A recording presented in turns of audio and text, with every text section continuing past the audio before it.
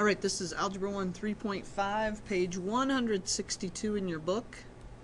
We're going to talk about rates and ratios and proportions, and we've dealt with these before in other classes before this, so this might be, hopefully this will be a review for you. First off, ratio.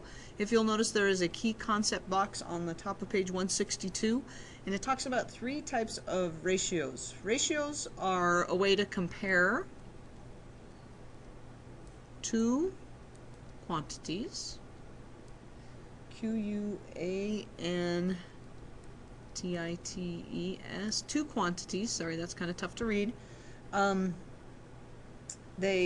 can use the ratio of two quantities A and B, so you have to write it in three ways. We can say A to B, we can say A over B, like written as a fraction, or we can say A to B with a semicolon into it. So there's three ways to put it, and a lot of times we use it like the ratio. I need to know the ratio of boys to girls. So it might be 3 to 5, 3 boys to 5 girls. Or if I want to say the ratio of girls to boys, it'd be 5 girls to 3 boys, depending on what your numbers are. Okay, so as far as the ratio goes, or the rest of the vocabulary goes, proportion is at the top of page 163.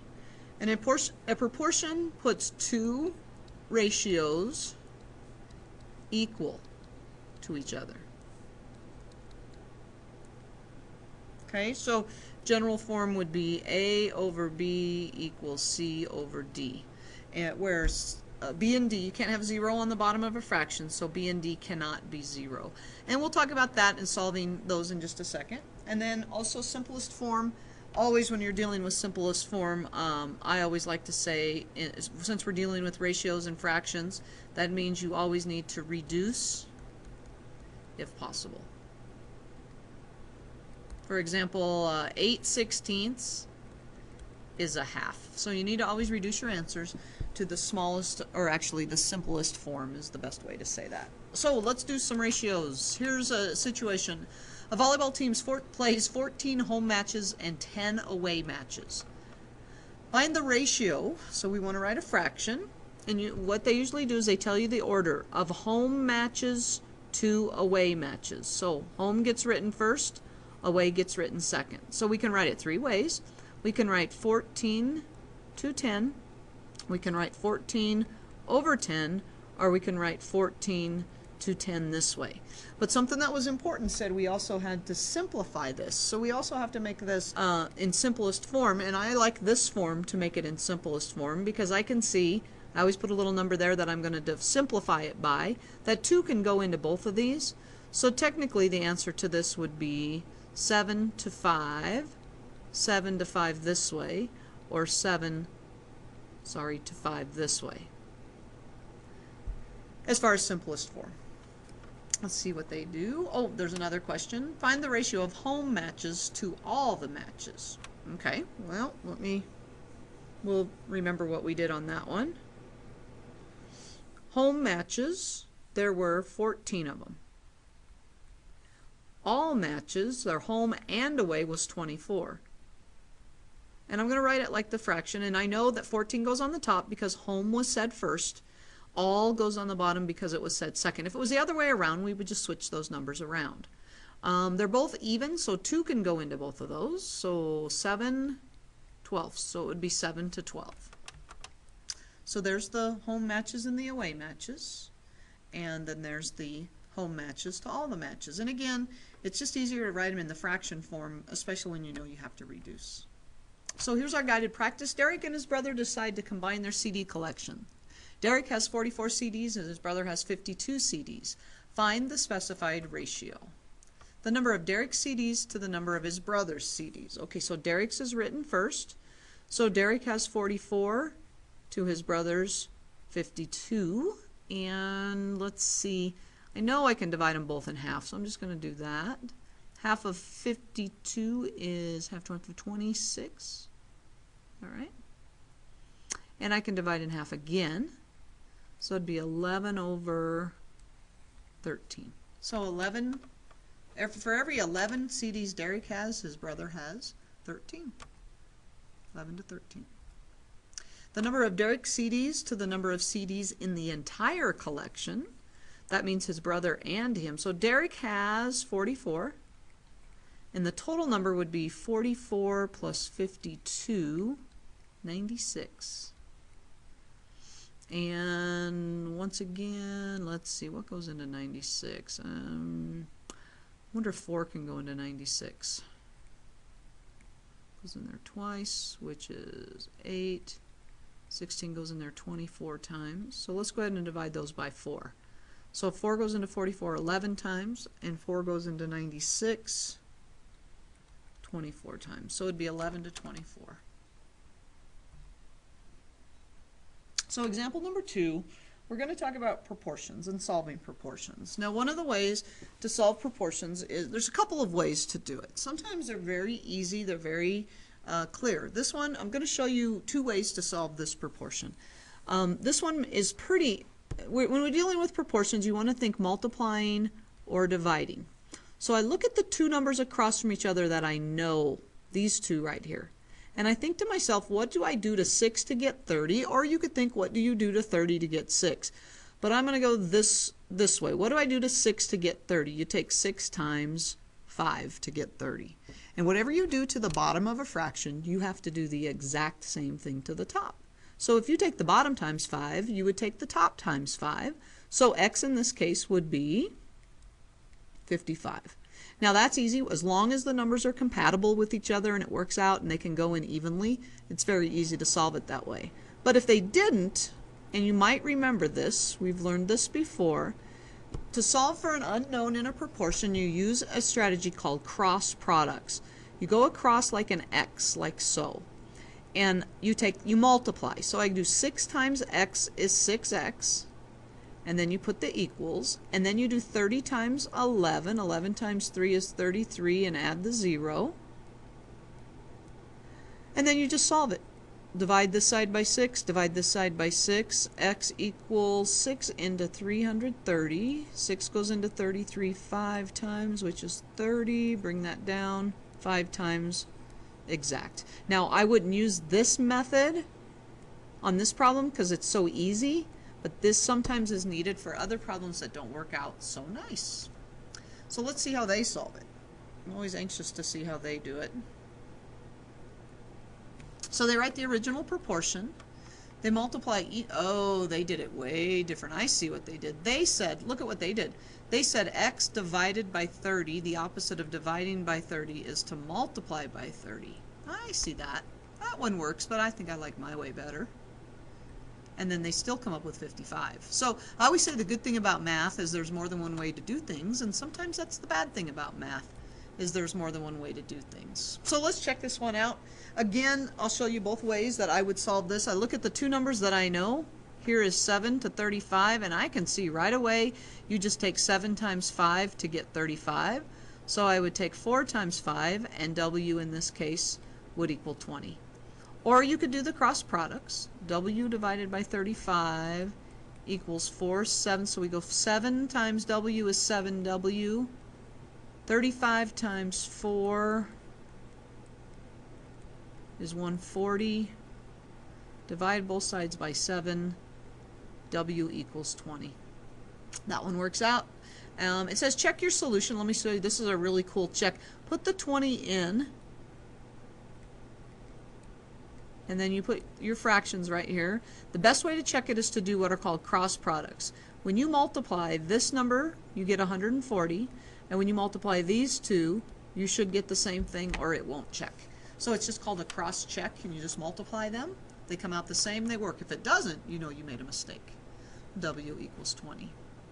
So again, this one's pretty easy. 2 times 6 is 12. So 9 times 6 would be 54. Now let's do it with cross products, because they're not always going to be that nice. 2 times m is 2m.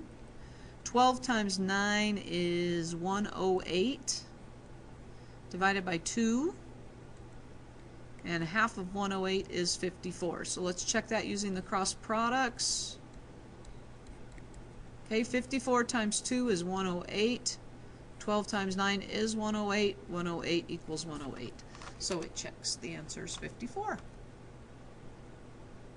Okay, they're giving us all real easy ones that are working out. Pretty nice. I would still be. So this one, to get from 9 to 54, it's 9 times 6. So 5 times 6 is 30. Let's check it. 30 over 54 equals 5 over 9. 9 times 30 is 270. 54 times 5 is 270. That one works. Good enough. All right. The guided practice. Uh-oh. Did we skip a... I might have skipped an example.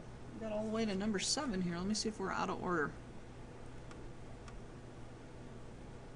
Ooh. I don't want to do that. I'm going to continue. Well, let's go back. I'm going to have to put in, I'm going to have to talk you guys through this because it's not here in the PowerPoint.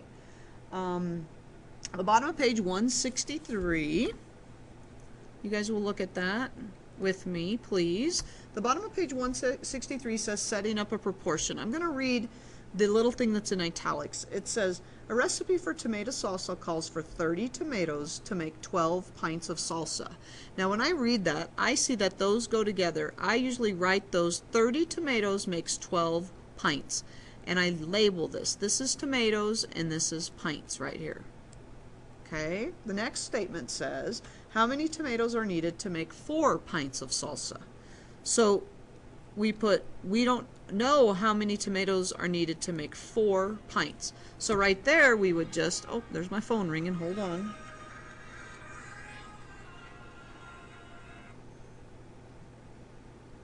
We would make the 4 pints, so we put the X right there. So I make sure you put 12 and 4 go together because they were both pints. Tomatoes, we knew 30 and we know X, and it doesn't matter, you could put, as long as you're consistent putting things across from each other that go together, or the same things that go together, you will come up with the same answer.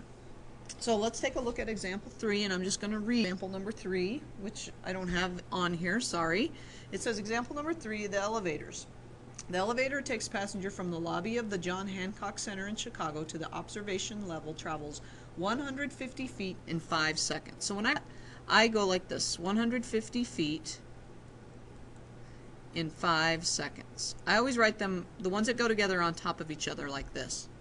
It says the observation level is located on the 94th floor at 1,029 feet above the ground. From the time it takes the elevator to travel from the lobby, find the time it takes the elevator to travel from the lobby to the observation level. So it can go 150 feet in 5 seconds. How 1,029 feet? How long would it take to go 1,029 feet? Notice I put the feet across from the feet. This is going to be the time, and then I have this unknown right here.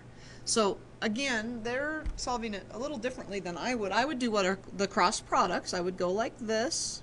I get 150x equals 1,029 times 5.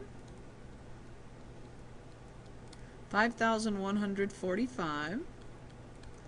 I would divide by 150. And that comes out, and you can, I'm not going to do that out here on the, that comes out to be 34.3 seconds on that elevator to get to 1,029 feet. So we set up that proportion, and it does work out. So we go to example number 6. Let me go to the next one. Example number 6. This is number 7, but let me read number 6. It says in example 3, suppose the elevator travels 125 feet in 5 seconds. So that would be 125 feet in 5 seconds. It says, how long will it take to get up there? And so we're still going 1,029 feet in how many seconds? That would be the x. So again, we do the cross products. 125x equals the 5,145. And in this case, instead of dividing by 150, we divide by 125. And hold on, let me get my calculator here. I'm just going to divide that with my calculator. So if we just like Do, do, do, do, do, do, do. That's the Jeopardy theme song for okay, it comes out to be 41.16 seconds. And it goes slower, only 125 feet in 5 seconds, so that is a reasonable answer. And this is also guided practice number 6, so you're writing this one with me. Okay, so let's go to number 7. When 2 full moons appear in the same month, the second full moon is called a blue moon. On average, 2 blue moons occur every 5 years. So there's 2 every 5. This is the moons, this is the years. Find the number of blue moons that are likely to occur in the next 25 years. So how many blue moons are going to occur in the next 25 years? Do the cross products. 5x equals 50, divide by 5, x equals 10. There's going to be 10 blue moons in the next 25 years. So that's it.